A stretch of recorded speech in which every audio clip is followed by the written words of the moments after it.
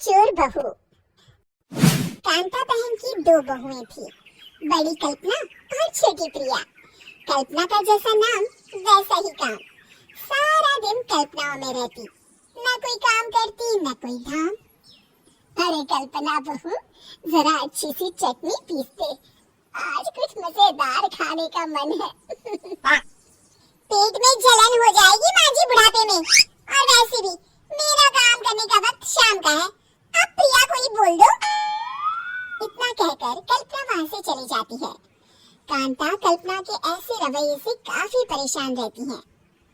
मैं बना देती हूँ माँ चटनी, ऐसा बोलकर प्रिया माँ को चटनी बनाकर प्लेट में खाने को देती है कि तभी वहाँ कल्पना आ जाती है। अरे वाह चटनी, जरा चक्कर तो देखो, बड़े दिन हो गए। अरे नहीं बहू, तू तो रहने ही दे चटनी खाना, पेट में जलन हो जाएगी।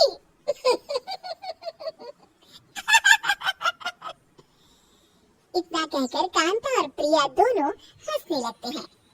कल्पना सारा दिन या तो मोबाइल में यूट्यूब देखती या फिर सोती रहती। उसका कमरा भी बिखरा और गंदा रहता। एक दिन कल्पना का पति अशोक उससे कहता है, अरे कल्पना, जानवर भी उस जगह को साफ कर लेता है जहाँ वो बैठता है, तुम तो इंसान हो, कैसे इतने गंदे कमरे में रह लेती हो? देखो सारा सामान यहाँ वहाँ बिखरा पड़ा है। ज्यादा अपनी माँ का बोल ना बोलो। हाँ, कमरा तुम्हारा भी तो है, गंदा लग रहा है तो साफ कर लो। पता नहीं तुम्हारे साथ मैं कैसे जिंदगी बिताऊंगा। इतना कहकर अशोक वहाँ से चला जाता है। कल्पना बस खाना खाने कमरे से बाहर आती और फिर से कमरे में चली जाती। इससे कांता बहन काफी परेशान रहती।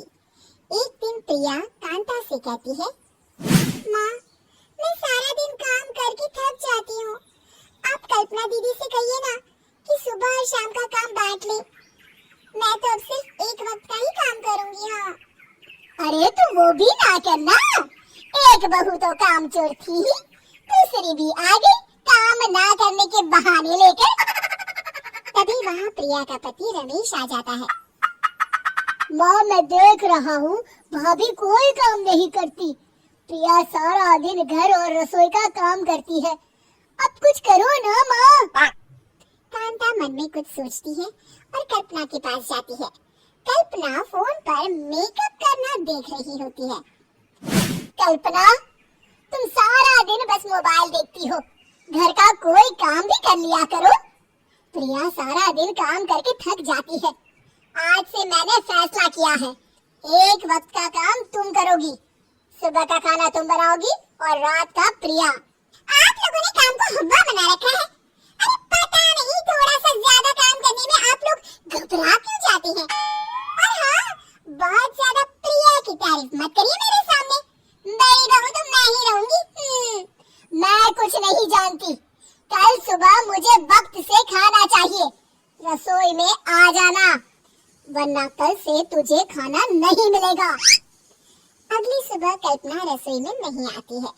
वो देर से सोकर उठती है और बाहर आकर कहती है, भूख लगी है, आज खाने में क्या है? इतनी देर हो गई, आज किसी ने मुझे उठाया भी नहीं, पता नहीं कहाँ है सब। कल्पना को घर में कोई नहीं दिखता। वो रसोई की तरफ जाती है जहाँ बड़ा सा ताला लगा होता है।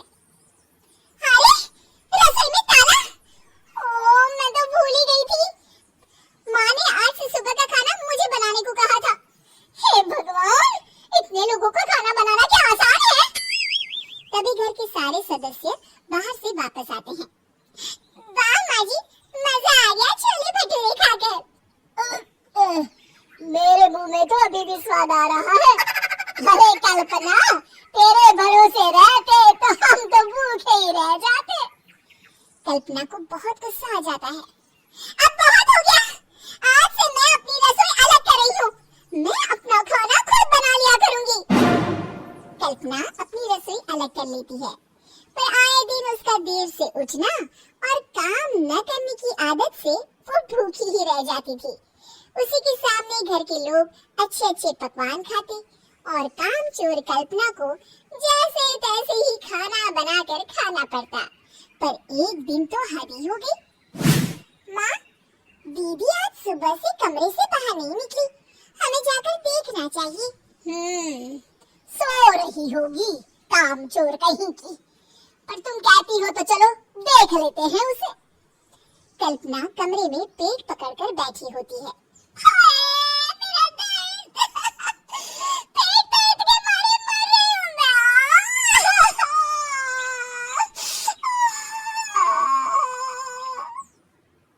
अरे दीदी, क्या हुआ? पेट में दर्द क्यों हो रहा है? डॉक्टर को दिखाया आपने? माँ! कल्पना खड़ी होती है और माँ जी के पास आती है। मुझे माफ कर दीजिए, अब से मैं सारे काम में मदद करूंगी, कभी आलस और काम चोरी नहीं करूंगी। हाँ हाँ, वो तो ठीक है, लेकिन अचानक क्या हो गया जो तू काम करने को तैयार हो गई? कामचोर कल्पना।